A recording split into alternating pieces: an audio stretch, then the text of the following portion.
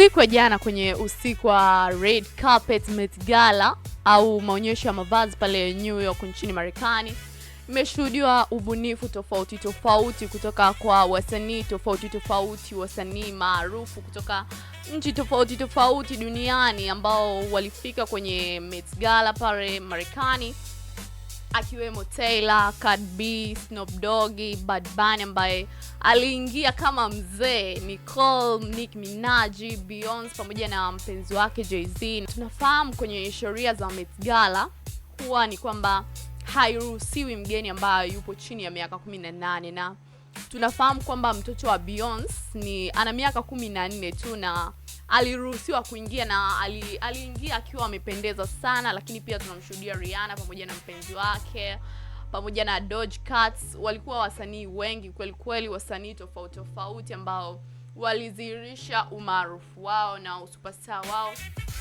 kwa kuonyesha kitu kizuri, sanaa ambayo kiukweli ilipendwa na watu wengi sana. So wewe msikilizaji, unaweza kuniambia ni msanii gani ambaye alipita vizuri na mavazi makali? Unaweza kunidondoshia comment yako hapo chini ukiniambia yapi maoni yako, na ni nani ambaye alifanya vizuri au alivaa nguo nzuri zaidi kwenye usiku wa Met Gala siku ya jana.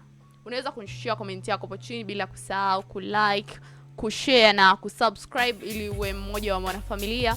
Hii ni Matengo Media, tunawapenda sana. Bye bye.